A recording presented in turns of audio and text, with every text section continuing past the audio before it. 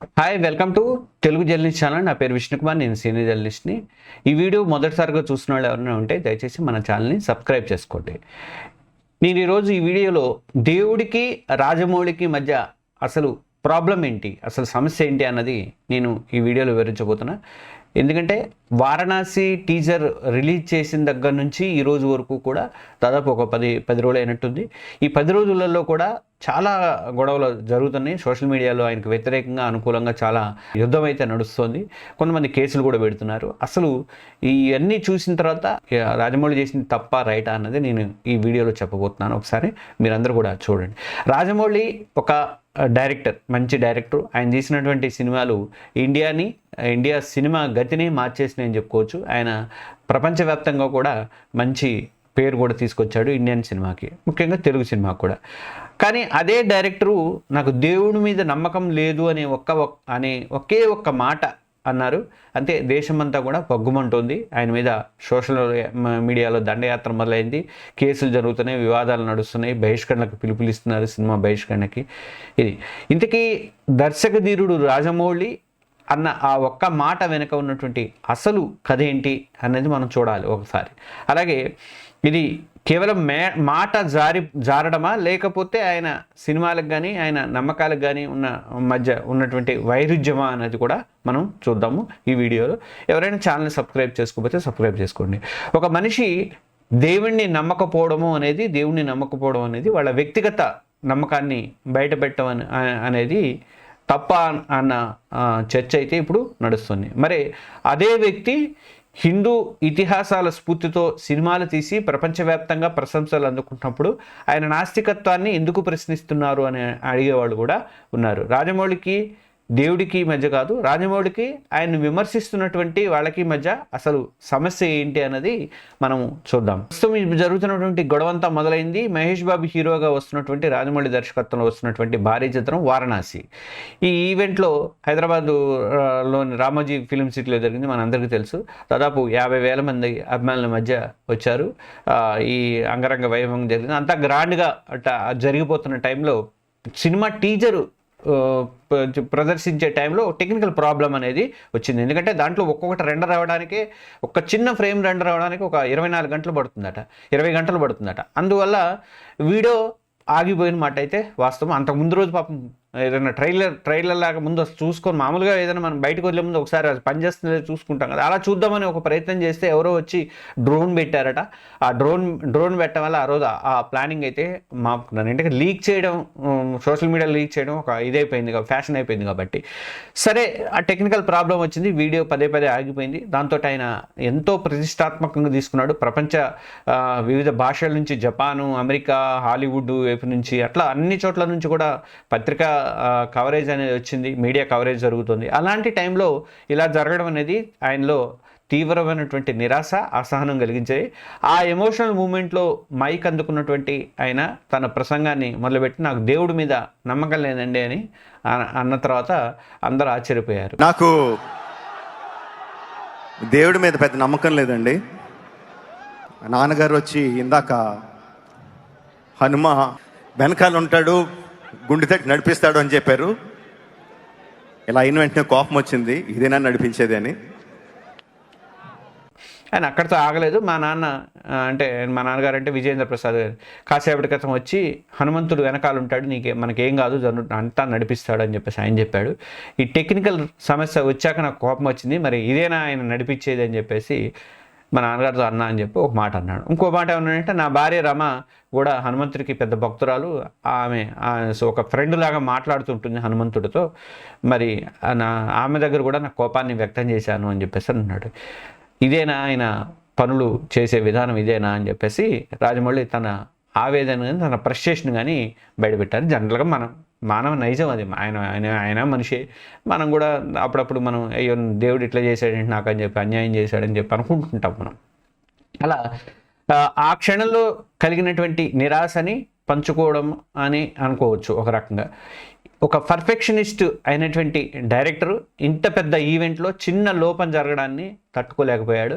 కానీ ఆయన నోటి వెంట నుంచి వచ్చినటువంటి నాకు దేవుడిపై నమ్మకం లేదు అనే మాట మాత్రం, ఇదేనా హనుమంతుడు నడిపించేది అనే 2 మాటలు కూడా కొన్ని గంటల్లోనే కొన్ని నిమిషాల్లోనే దేశంలో పెను దుమారానికి కారణమైతే అయింది. అయితే రాజమౌళి మాట్లాడినటువంటి వీడియో క్లిప్ సోషల్ మీడియాలో వైరల్ అయిన క్షణం నుంచే దేవుడు నమ్మని రాజమౌళి, హనుమంతుని అవమానించిన జక్కన్న ఇలాంటి హ్యాష్ ట్యాగులు కూడా ట్రెండింగ్ అయితే స్టార్ట్ అయిపోయినాయి. కొన్ని హిందూ సంఘాలు ఈ కామెంట్స్ని చాలా సీరియస్గా తీసుకున్నాయి.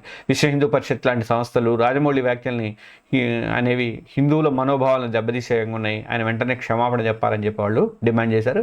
అంతేకాదు ఆయనపై చట్టపరమైన చర్యలకు కూడా సిద్ధమైనవి. ఆల్రెడీ కేసులు కూడా పెట్టారు. హైదరాబాద్ సరూర్ నగర్ పోలీస్ స్టేషన్లో కేసు అయింది. రాష్ట్రీయ వానర సేన అని కేసు పెట్టింది. తర్వాత హిందూ దేవుళ్ళను ఉద్దేశపూర్వకంగా అవమానించారని చెప్పేసి మత విద్వేషాలను రెచ్చగొట్టడానికి ఇలా మాట్లాడారని చెప్పేసానండి. ఒకటి కాదు, మరిన్ని ఫిర్యాదులు కూడా చాలా చోట్ల నమోదైనట్లు కూడా తెలుస్తుంది. అయితే ఇక సోషల్ మీడియాలో ఇంకొక రకమైనటువంటి యుద్ధం స్టార్ట్ అయిపోయింది. నెటిజన్లు ఏంటంటే రెండు వర్గాలుగా విడిపోయారు. ఒక వర్గం ఏమో రాజమౌళిని దారుణంగా ట్రోలింగ్ చేయడం అయితే స్టార్ట్ చేసింది. విజయం వచ్చినప్పుడు మరి దేవుడికి క్రెడిట్లు ఇవ్వలేదు, ఇప్పుడు ఏదో ఇదైనప్పుడు చిన్న సమస్య రాగానే దేవుడిని నిందిస్తావా నువ్వు అని చెప్పేసి కొంతమంది విమర్శించారు. ఇంకొంతమంది ఏంటంటే రాజమౌళి పాత ట్వీట్లను దవ్వేసేశారు. 2011లో ఆయన శ్రీరామనవమి శుభాకాంక్షలు చెప్పాడు, ఒక అభిమాని చెప్పాడట. చెప్తే థ్యాంక్ యూ, కానీ నాకు రాముడు అంటే ఇష్టం లేదు, కృష్ణుడు అంటే ఇష్టం అని చెప్పేసి అన్నాడట. అన్ని అవతారాల్లో నాకు కృష్ణుడు అంటే ఇష్టం అని చెప్పేసి అన్నాడు. ఆ రిప్లై ఇచ్చిన రాజమౌళి ఇచ్చినటువంటి ఆ రిప్లై పాత ట్వీట్ కూడా ఇప్పుడు ప్రస్తుత వాక్యాలు ఇవన్నీ కలిపేస్తారు. ఆయన దేవుడిని నమ్మడు, దేవుడు ఆయన నాస్తికం వాది అని చెప్పేసి దాని మీద అయితే రామాయణం, మహాభారతం లాంటి కథల్ని తీసుకుంటూ కోట్లు సంపాదించుకుంటున్నాడు. కానీ రాముడిని, హనుమంతుడిని ఇలా అవమానిస్తాడని చెప్పేసి నెటిజన్లు అయితే ఆగ్రహంగా ఉన్నారు. ఈ వివాదం రాజమౌళి సినిమాలను బహిష్కరించేదాకా కూడా పిలుపులు అయితే సోషల్ మీడియాలో అవుతున్నాయి. బాయ్కాట్ వారణాసి అనే పిలుపు అయితే నడుస్తుంది. ఈ కాంట్రవర్సీపై పబ్లిక్ ఒపీనియన్ స్పష్టంగా రెండుగా చీలిపోయింది. నేను ఇంతకుముందు చెప్పినట్టు ఈ రెండు వైపులా కూడా గట్టి వాదనలు అయితే విమర్శకుల వాదనేమో రాజమౌళి నమ్మకం లేకపోతే దేవుళ్ళని అడ్డం పెట్టుకుని ఎందుకు బిజినెస్ చేస్తున్నా అన్నాడు కొంతమంది. అంటే అయితే వాళ్ళు ఇస్తున్నటువంటి ప్రశ్నలలో కొన్ని మనం తీసుకుంటే కమర్షియల్ యాంగిల్, రాజమౌళి సినిమాలు నిజంగా బాహుబలి నుంచి RRR వరకు కూడా ఇప్పుడు రాబోయే వారణాసి వరకు కూడా అన్ని హిందూ పురాణాలు, సంస్కృతి, ఆధ్యాత్మికతతో ముడిపడి ఉన్నాయి. ఆయన సినిమాలోని క్యారెక్టర్లు కానీ, సీన్లు కానీ, అలాగే పాటలు కానీ అన్నీ కూడా హిందూ దేవుళ్ళ ప్రత్యేక గొప్పలుగా చూపించారు. ఇలాంటి సినిమాలు తీస్తూ నాకు దేవుడి మీద నమ్మకం లేదు అని చెప్పడం మీద అంటే ప్రేక్షకుల్ని మోసం చేయడమే కదా అని చెప్పేసి వాళ్ళు వాదిస్తున్నారు. ఇంకొకటి ఏంటంటే బాధ్యతారాహిత్యం అని వాదించే వాళ్ళు కూడా ఉన్నారు. రాజమౌళి ఒక సాధారణ వ్యక్తి కాదు, ఒక గ్లోబల్ ఐకాన్.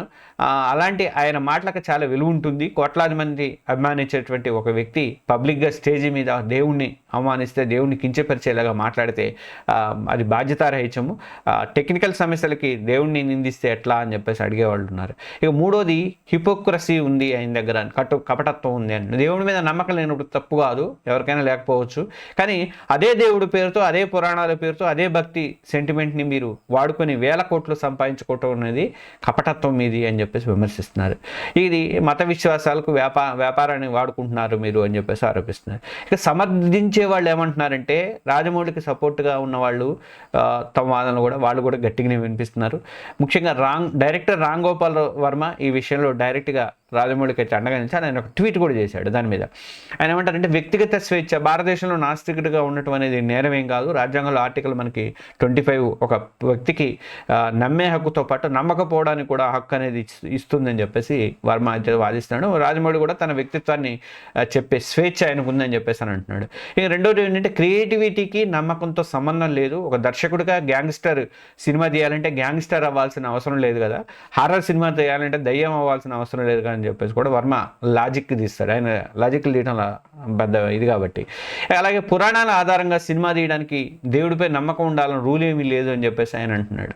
కథ చెప్పేటప్పుడు కథ మీద పట్టు, దాన్ని తెరకెక్కించే టాలెంట్ ఉంటే చాలు అని చెప్పేసి రాజమౌళికి అనుకూలంగా ఉన్న వాళ్ళు వాదిస్తున్నారు. ఇంకోటి మూడో వాదన ఏంటంటే అసూయ, అభద్రత. రాఘోపాల్ వర్మ ప్రకారం ఇక్కడ అసలు సమస్య అనేది రాజమౌళి నాస్తికత్వం మీద కాదు, అసలు సమస్య దేవుడిని నమ్మకుండా రాజమౌళి అంత పెద్ద సక్సెస్ సాధించడమో అని చెప్పేసి ఆయన అంటున్నాడు. పిచ్చిగా దేవుడిని మొక్కినా ఘోరంగా ఫెయిల్ అవుతున్నారు చాలామంది. మరి రాజమౌళి విజయాన్ని చూసి మీరు ఎందుకు భయపడుతున్నారు, అబద్ధతకి లోనవుతున్నారు అని చెప్పేసి వర్మ అయితే కామెంట్ చేశాడు. రాజమౌళి నాస్తికుడైనంత మాత్రాన దేవుడి స్థాయి తగ్గిపోదని, దేవుడికి లేని సమస్యని ఈ రక్షకులు ఎందుకు క్రియేట్ చేస్తున్నారు అని చెప్పేసి ఆయన ప్రశ్నిస్తాడు. ఈ వివాదం మొత్తం కూడా లోతుగా పరిశీలిస్తే రాజమౌళి ఇది కేవలం రాజమౌళి యొక్క నాస్తికత్వానికి లేదా హిందూ సంఘాల అస్తిత్వానికి మధ్య గొడవ అని కాదు, కానీ దీని వెనక లోతైనటువంటి కాంప్లెక్స్ అంశాలు కూడా ఉన్నాయి. ఈ వీడియో టైటిల్ పెట్టాను, మీరు చూసే ఉంటారు, దేవుడికి రాజమౌళికి మధ్య అసలు సమస్య ఇదే అని చెప్పేసి. దాని సమాధానం అనేది నేను ఇప్పుడు చెప్తాను. అసలు సమస్య ఏంటంటే రాజమౌళి దేవుణ్ణి నమ్మకపోవడం కాదు, అసలు సమస్య భారతీయ సినిమాకు హిందూ సంస్కృతి పునరుజ్జీవం తెచ్చినటువంటి వ్యక్తిగా కీర్తించబడుతున్నటువంటి రాజమౌళి అదే సంస్కృతికి మూలమైనటువంటి దేవుడి మీద నమ్మకం లేదని చెప్పడం అనేది ఈ వైరుధ్యాన్ని, ఈ డిఫరెన్సెస్ని చాలామంది జీర్ణించుకోలేకపోతున్నారు.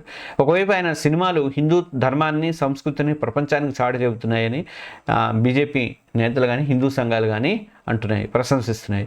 అయితే బాహుబలిలో శివలింగాన్ని భుజాన పెట్టుకొని ప్రభాస్ వెళ్ళడం కానీ, అలాగే త్రిబులార్లో అల్లూరి సీతారామరాజు రాముడి అవతారంలో కనిపించడం కానీ, ఇవన్నీ కూడా హిందూ ఆడియన్స్ని బాగా ఉర్రు తొలగించాయి. ఇలా ఒకవైపు హిందూ సాంస్కృతిక రాయబారిగా రాజమౌళిని చూస్తున్న వర్గాలకు ఆయన నేను నాస్తికుణ్ణి అని చెప్పి బహిరంగ బయటపడటం అనేది పెద్ద షాక్ అనిపించింది. ఇది తమ నమ్మకాల పునాదుల్ని పెకిలించినట్లుగా వాళ్ళు అయితే ప్రశ్నించినట్లుగా వాళ్ళు ఫీల్ అవుతున్నారు. ఇక్కడ ఓనర్షిప్ అనే ఫీలింగ్ కూడా బయటకు వస్తుంది. ఓనర్షిప్ అనే ఫీలింగ్, ఆ దేవుళ్ళని మా కథల్ని వాడుకొని నువ్వు సక్సెస్ అయ్యావు కాబట్టి మా నమ్మకాలను కూడా నువ్వు గౌరవించాలి, వాటిని ప్రశ్నించే హక్కు నీకు లేదు అని చెప్పేసి విమర్శకులు అయితే అంటున్నారు. వాళ్ళు రాజమౌళి క్రియేటివిటీని కాదు, ఆయన నైతిక వైఖరిని వాళ్ళు ప్రశ్నిస్తున్నారు. వారి వాళ్ళ దృష్టిలో ఏంటంటే రాజమౌళి ఒక కథకుడు కాదు, హిందూ ఇతిహాసాల వారసత్వాన్ని వాడుకుంటున్నటువంటి ఒక భాగస్వామి. ఆ భాగస్వామి కూడా కొన్ని రూల్స్ ఉంటాయని చెప్పేసి వాళ్ళు వాదన. ఆ వారసత్వాన్ని మీరు గౌరవించాలని చెప్పేసి వాళ్ళు అదే అంటున్నారు అనమాట. ఇక మరో కోణంలో చూస్తే ఒక పబ్లిక్ ఫిగర్ ఎదుర్కొనేటువంటి అతిపెద్ద ఛాలెంజ్ ఇది అని అనుకోవాలి. ఎందుకంటే ఒక కళాకారుడిగా తన క్రియేటివ్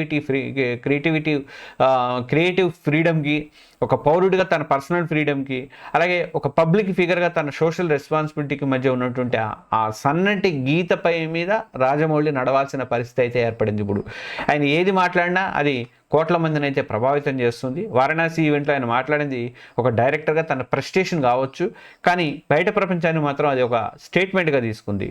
కాబట్టి అసలు సమస్య రాజమౌళికి దేవుడికి మధ్య కాదు, అసలు సమస్య రాజమౌళి అనే బ్రాండ్కి ఆయన వ్యక్తిగత నమ్మకాలకి మధ్య ఉన్నటువంటి గ్యాప్ అని మనం అనుకోవచ్చు. అలాగే తన సినిమాల ద్వారా నిర్మించుకున్నటువంటి హిందూ ఐకాన్ ఇమేజ్కి ఆయన నాస్తిక వాదానికి మధ్య ఉన్న వైరుధ్యానికి ఈ వివాదం అసలైన కారణం అని చెప్పేసి చెప్తున్నాను. ఇక చివరిగా చెప్పాలంటే రాజమౌళి వ్యాఖ్యలు మన సమాజంలోని ఎన్నో కీలకమైన ప్రశ్నలు ముందుకు తెచ్చింది. ఒక కళాకారుడిగా పర్సనల్ నమ్మకాలకు కానీ ఆయన ఆర్ట్కి కానీ సంబంధం ఉందా? మరి క్రియేటివిటీ ఫ్రీడమ్కి హద్దులు ఎక్కడ ఉన్నాయి? మరి మత విశ్వాసాలు కానీ కమర్షియల్ ఇంట్రెస్ట్కి మధ్య గీతను ఎవరు గీయాలి?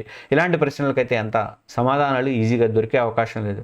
రాజమౌళి ఆ క్షణంలో ఆవేశంగా మాట జారి ఉండొచ్చు, కానీ ఆ మాట మాత్రం దేశవ్యాప్తంగా ఎంత పెద్ద చర్చకు దారితీసిందంటే మన సమాజంలో మతం, సినిమా, వ్యక్తిగత నమ్మకాలు ఎంత సెన్సిటివ్ టాపిక్సో మనకి దీన్ని బట్టి అర్థమవుతుంది. ఈ వివాదంపై రాజమౌళి ఇప్పటివరకు అయితే మౌనంగానే ఉన్నాడు. ఆయన స్పందించలేదు.